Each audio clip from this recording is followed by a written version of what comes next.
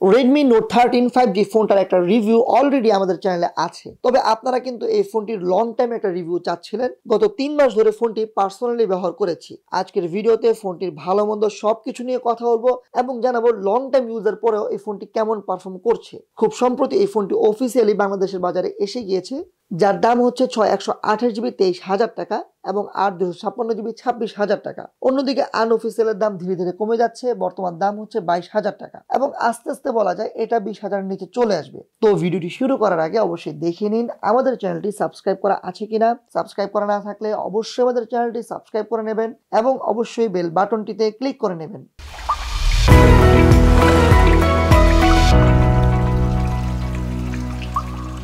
Hello বন্ধুরা, সবাইকে স্বাগতম তরল প্রযুক্তির ইউটিউব চ্যানেলে। এই ফোনটার মেইন সেলিং পয়েন্টটা হচ্ছে ডিসপ্লে। ফোনটিতে পাচ্ছেন 6.67 ইঞ্চির AMOLED প্যানেলের ফুল HD+ রেজুলেশনের ডিসপ্লে। ডিসপ্লেটা 120 Hz রিফ্রেশ রেটের, তবে এখানে ডিসপ্লেতে HDR10 এর সাপোর্ট নেই।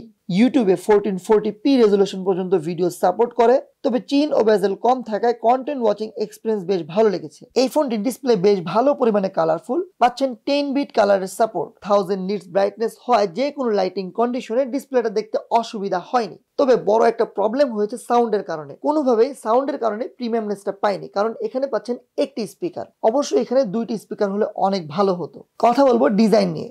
Redmi Note 13 এর ডিজাইনটা খুবই ভালো লেগেছে। ওজনে হালকা, মাত্র 173 গ্রাম, এক হাতে আরামে ব্যবহার করার মতো। ফোনটার body and frame plastic build, back পার্টে যে ডিজাইনটা এটা কিছুটা গ্লসি ম্যাট ফিনিশ, হাতে নিয়ে বেশ প্রিমিয়াম একটা ফিল আসে। তবে প্লাস্টিক বিল্ডের একটা সমস্যা হচ্ছে আপনি কভার ছাড়া ইউজ করলে দাগ পরে পুরাতন হয়ে রিসেল ভ্যালুটা কমে যায়। ফোনটা মোটামুটি ভালোই স্লিম, 7.6 mm থিক। আছে হেডফোন জ্যাক। হেডফোন জ্যাকের মাধ্যমে সাউন্ড কোয়ালিটি বেশ ভালো পেয়েছি। ফোনটির নিচে পাচ্ছেন টাইপ সি চার্জিং পোর্ট এবং সিঙ্গেল স্পিকার।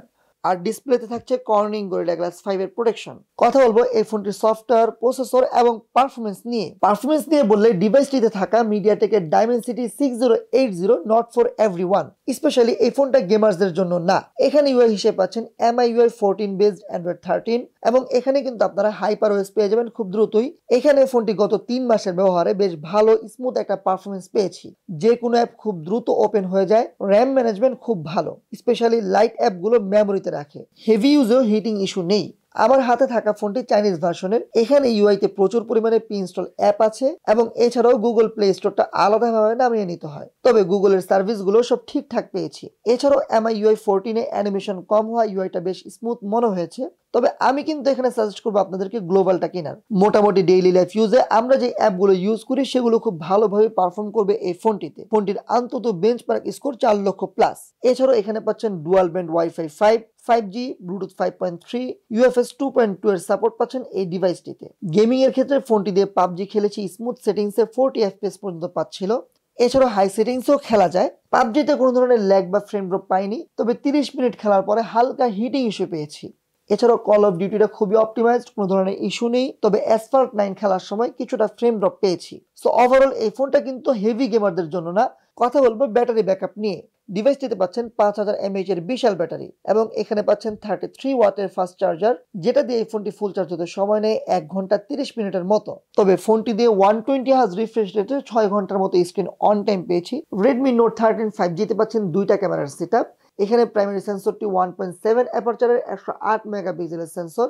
এছাড়াও পাচ্ছেন 2.4 অ্যাপারচারের 2 মেগাপিক্সেলের ডেপথ সেন্সর। ফোনটির সামনে পাচ্ছেন 16 মেগাপিক্সেলের সেলফি শুটার। ক্যামেরার কোয়ালিটি নিয়ে বললে ডে লাইটে তোলা ছবিগুলো কিছুটা ফ্যাকাশে কালার দিচ্ছিল। ছবিগুলো তেমন একটা ব্রাইট না, কেমন যেন একটু ডাল ডাল। তবে ছবিগুলোতে ভালো ডিটেলস পেয়েছি। ডাইনামিক রেঞ্জ মোটামুটি ভালো, খুব দ্রুত ফোকাস করতে পারে। এছাড়াও সাবজেক্টের পিছনে অটো এক্সট্রা ব্লার করে দেয়, যেটা ভালো লেগেছে। বিকালের দিকে ছবিগুলো অর্থাৎ একটু আলো কমে গেলে ছবির কোয়ালিটি খারাপ হতে থাকে। লো লাইটের ছবিগুলোতে কিছুটা নয়েজ পেয়েছি, তবে নাইট মোডে এক্সট্রা বেটার রেজাল্ট পেয়েছি। পোর্ট্রেট মোডে ডিটেলস কম, তবে এজ ডিটেকশন ভালো। সামনের ক্যামেরা তোলা ছবিগুলো মোটামুটি ভালো, তবে ওভার এক্সপোজ হয়ে যায়। ফোনটার ক্যামেরা দিয়ে দুপাশে ভিডিওতে সর্বোচ্চ 1080p 30 FPS পর্যন্ত ভিডিও শুট করা যায়। কোনো ধরনের স্ট্যাবিলাইজেশন নেই। ফোনটিতে অবশ্যই 60 FPS থাকা উচিত ছিল। এছাড়াও স্ট্যাবিলাইজেশনটা থাকা অনেক বেশি উচিত ছিল। তাই যদি কেউ ভ্লগিং করতে চান তাহলে এই ক্যামেরাটা না নেওয়ার সাজেশন থাকলো। সো এই ফোনটি কি কিনবেন নাকি কিনবেন না, এটা হচ্ছে বড় একটা প্রশ্ন। দেখুন, আমি গত 3 মাস ব্যবহারের পরে আমি বলবো যে দাম হিসাবে, অর্থাৎ এই ফোনটার বর্তমান দাম যেটা, এই হিসাবে দামটা একটু বেশি। তবে দাম যদি কমে যায় অর্থাৎ 20,000 টাকার আশেপাশে বা 20 থেকে 19,000 টাকার মাঝে যদি চলে আসে, তাহলে আমি বলবো এই ফোনটি কিন্তু বেটার একটা চয়েস। ব্যাটারি ব্যাকআপ এবং পারফরমেন্স খুবই ভালো পেয়েছি, তবে পারফরমেন্স আমি বলবো আরেকটু বেটার হলে ভালো হতো। এছাড়া ক্যামেরাটা মোটামুটি। সো আপনাদের কাছে কেমন লেগেছে এই ডিভাইসটি অবশ্যই কমেন্ট বক্সে জানাবেন। ভিডিওটি ভালো লেগে থাকলে চ্যানেলটি সাবস্ক্রাইব করবেন। সবাইকে অনেক অনেক ধন্যবাদ। আসসালামু আলাইকুম ওয়া রাহমাতুল্লাহি ওয়া বারাকাতুহু।